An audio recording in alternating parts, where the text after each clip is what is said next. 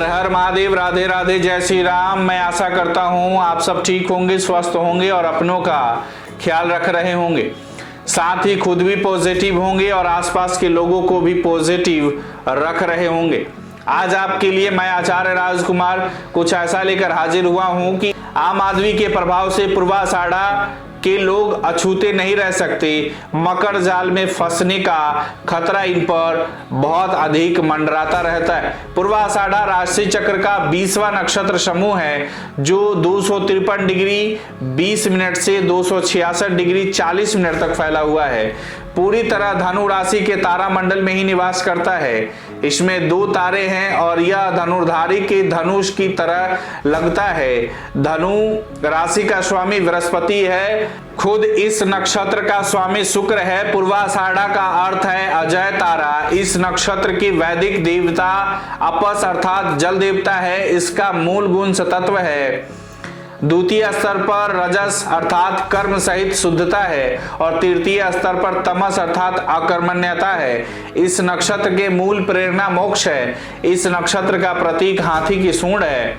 नक्षत्र की पौराणिक कथा और उसकी आकार की बात करें तो पूर्वाषाढ़ा नक्षत्र आत्मा के निवास के लिए लाभदायक आध्यात्मिक वातावरण प्रदान करता है। इस नक्षत्र समूह का प्रतीक है हाथी की सूंड, जिसमें कई राज छिपे हुए हैं। हाथी एक ऐसा खुशमिजाज जानवर है जो अपने परिवेश के प्रति पूरी तरह बेखबर रहता है। यदि सही दिशा मिले और छिपी शक्तियों को उभारा जा सके तो वह लड़ाई के मैदान के बीच में जाकर विरोधियों की खबर ले सकता है। इसी प्रकार यदि किसी व्यक्ति को सही प्रकार का आध्यात्मिक वातावरण मिल जाए तो वह आत्मा के वास्तविक स्वरूप को भी जान सकता है। इस नक्षत्र समूह का असली प्रतीक हाथी की सूंड बहुत ही कीमती है। हाथी की सूंड हाथी के पूरे शरीर की तुलना में कहीं अधिक कीमती है। यदि सूंड को काट दिया जाए तो भी यह फिर से उग सकती है। यह एक प्रकार का विवेक है जिसका विकास पूर्वाषाढ़ा के प्रभाव में होता है और यह बहुत महत्वपूर्ण भी है। इस नक्षत्र समूह का वैदिक देवता आपस अर्थात जल है।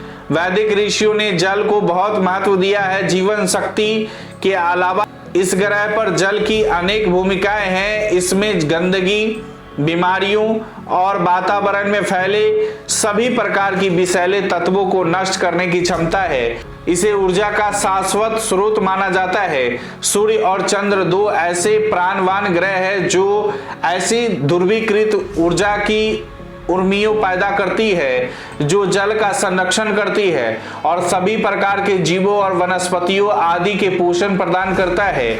इसी प्रकार पूर्वाषाढ़ा भी व्यक्ति को विकसित होने, जीवंत बने रहने, पोषण करने और अधिक रचनाधर्मी होने के लिए उपयुक्त वातावरण निर्मित करता है।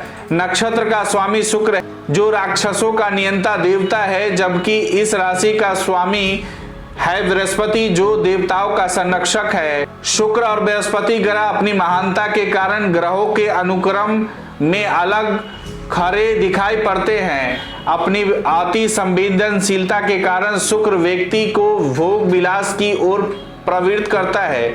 दूसरी ओर बृहस्पति आध्यात्मिकता का ग्रह है। यहाँ भौतिकता और आध्यात्मिकता के बीच संघर्ष देखा जा सकता है। यदि व्यक्ति शुक्र के 9 आवेगों का शिकार हो जाता है तो उसका पतन हो जाता है। अगर अहंकार आत्म केंद्रित हो जाता है तो व्यक्ति को अंधा कर देता है। वह अपने उच्च स्तर या आध्यात्मिकता की संभावना को देख नहीं पाता।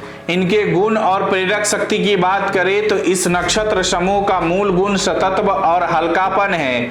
दूसरे स्तर पर शुद्धता सहित रजस अर्थात कर्म है और तीसरे स्तर पर तमस अर्थात अकर्मण्यता है। सतत्व का अर्थ है कि व्यक्ति की प्रेरणा बाहरी और भीतरी स्तर पर शुद्ध है। व्यक्ति की सोच बिल्कुल पवित्र है और इस स्तर पर उसमें जरा भी नेगेटिविटी नहीं है। लेकिन दूसरे स्तर पर रजस का गुण हावी है, जो यह दर्शाता है कि बाहरी और आंतरिक स्तर पर वह अपनी सारी ताकत लगाकर कुछ न कुछ हासिल करने के लिए उत्सुक रहता है। तमस गुण यह दर्शाता है कि बाहरी स्तर पर अकर्मण्यता सक्रिय है, लेकिन प्रक्षण स्तर पर व्यक्ति काम में प्रवृत्त होकर अपनी नेगेटिविटी को पूरा करने में सक्षम लगा रहता है। अगर तीनों गुणों के स्तर पर संतुलन बना रहता है तो इन स्थितियों में आध्यात्मिकता का उत्कर्ष हो सकता है। इस तारामंडल की मुख्य प्रेरणा मोक्ष है। अगर आरंभिक स्थितियां ठीक रहती है तो आध्यात्मिक विकास की गति तेज हो जाती है। अगर शुक्र की 9 शक्तियां दूसरों पर हावी हो जाती है तो सारी प्रक्रिया ही उलट जाती है। इनकी नक्षत्र के गुण और व्यक्तित्व की बात करूं, पूर्वा आषाढ़ा शुक्र बृहस्पति के समन्वय का अर्थ है कि आप विपरीत परिस्थितियों में भी अविजय बने रहना चाहते हैं, क्योंकि आपका विश्वास है कि आप अविजय श्रेणी के ही व्यक्ति हैं।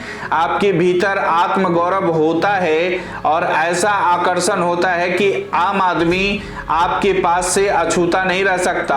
आपके अंदर एक आंतरिक इच्छा होती है कि आप या तो आप ब्रह्मांड की शक्ति के एक ही अंश हो जाए या फिर उसके साथ एकाकार होकर इसका नियमन करें। आप अपना नाम और यश दुनिया भर में फैलाना चाहते हैं। आप पर बाहरी स्तर पर अकर्मण्यता हावी हो सकती है, लेकिन उपयुक्त वातावरण की मदद से आप साहसी काम करने में सक्षम होते हैं।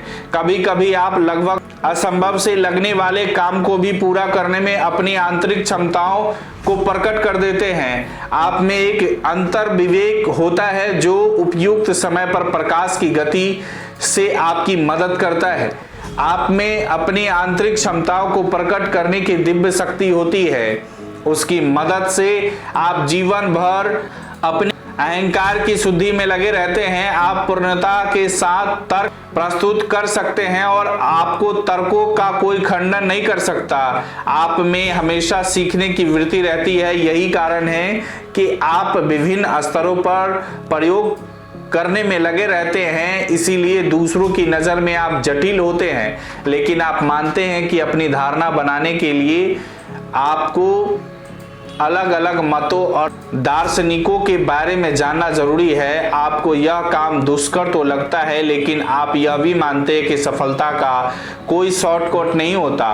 विरोधी और समानांतर रास्ते आपके विवेक को प्रखर बना देते हैं और वहीं से अंतर्ज्ञान का आलोक फैलने लगता है।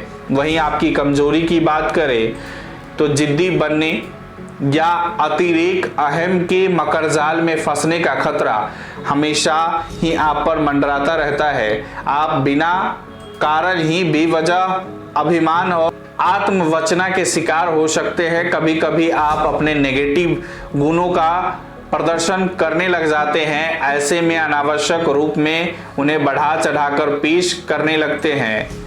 अपने बारे में आपका अति मूल्यांकन दूसरों की नज़र में आपको गिरा देता है।